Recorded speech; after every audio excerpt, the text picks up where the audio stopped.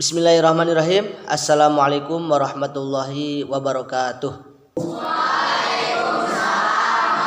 Baik, selamat pagi anak-anak.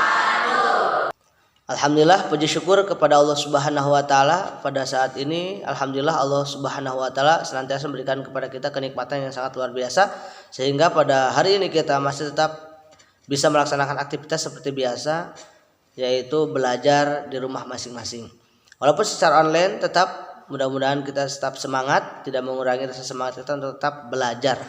Walaupun kita belajar masih dalam keadaan online, ya.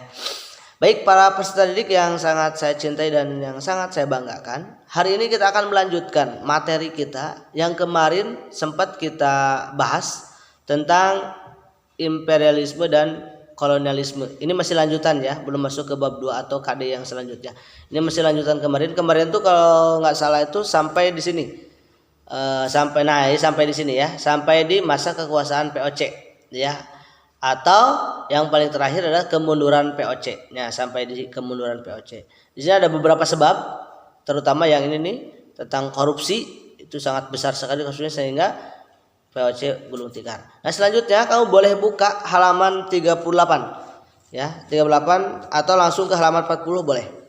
Nah, di halaman 39-nya itu ada masa pemerintahan Republik Batak. Kamu baca aja bagaimana proses terjadinya pemerintahan Republik Batak.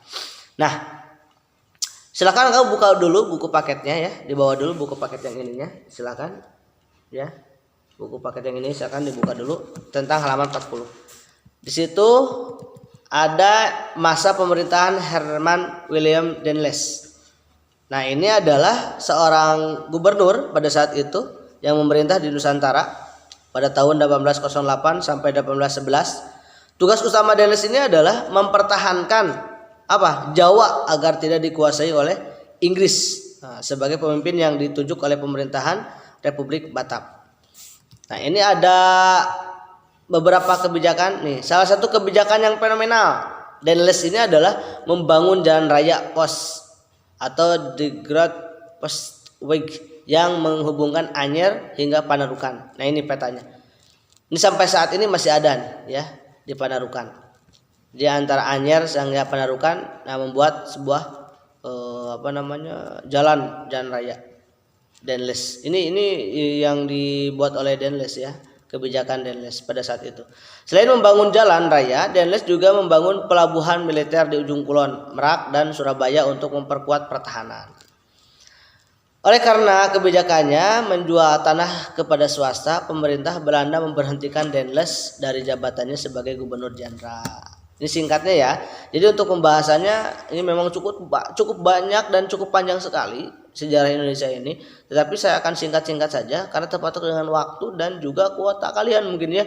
Terlalu lama nanti menitnya, terlalu lama juga kalian melihat video ini dan terlalu lama juga terkuras juga kuota kalian dan waktunya juga mungkin sangat singkat ya. Jadi mudah-mudahan nanti kalau sudah berhenti nih pandemi ini, mudah-mudahan kita bisa bertemu dan kita bisa diskusi langsung ya. Itu lebih enak sebenarnya ya, bertatap muka langsung, bisa langsung interaksi. Baik, kita lanjutkan ya. Selanjutnya, nah ini setelah Dendles baru nanti ada masa pemerintahan John William Jensen 1811. Itu ada di halaman berapa ya? Apalagi di buku dilihat aja. 45 kalau nggak salah, halaman 45. Nah, tugas memperbaiki Pulau Jawa yang ditinggalkan Dendles. Kan Dendles diberhentikan tuh, diganti oleh William Jensen. Kemudian memperkuat pertahanan Jawa untuk membendung serangan daripada Inggris. Ini tugas dia nih. Kemudian faktanya tidak memiliki kecakapan sesuai yang diharapkan. Tidak berhasil berarti ya. Saat mendapat serangan Inggris, Jensen memilih mengungsi ke Semarang. Gitu ya. Kemudian ditandatangani pada 18 September 1811 Pulau Jawa diserahkan kepada Inggris. Oh, berarti dia gagal nih ya. Kapitulasi Tuntang disebutnya ya. Kapitulasi Tuntang itu ada sebuah perjanjian. Nah, ini gagal untuk mempertahankan Pulau Jawa. Semua tentara Belanda menjadi tawanan Inggris. Setelah itu dalam masa pendudukan Inggris sekarang. Saat menduduki Indonesia, Raffles. Ya, itu ada di halaman 46 ya. 46.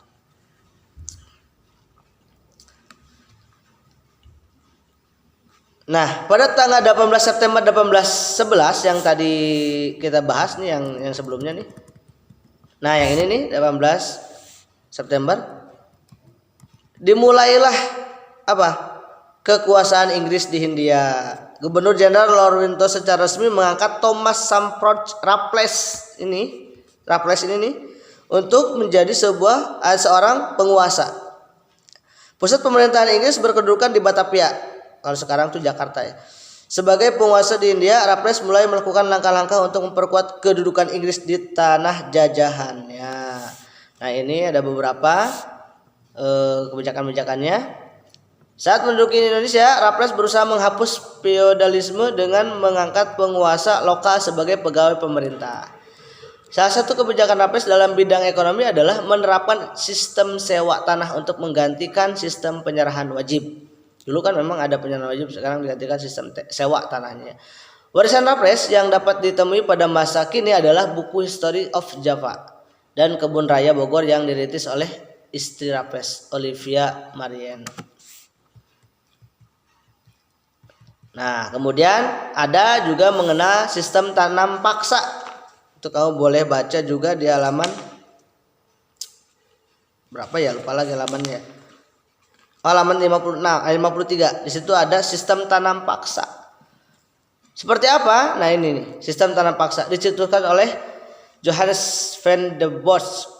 Kebijakan tanam paksa mulai diberlakukan pada 1830 serta difokuskan pada peningkatan produksi tanaman yang laku di pasaran internasional seperti kopi, tembakau, tebu, teh, dan nila.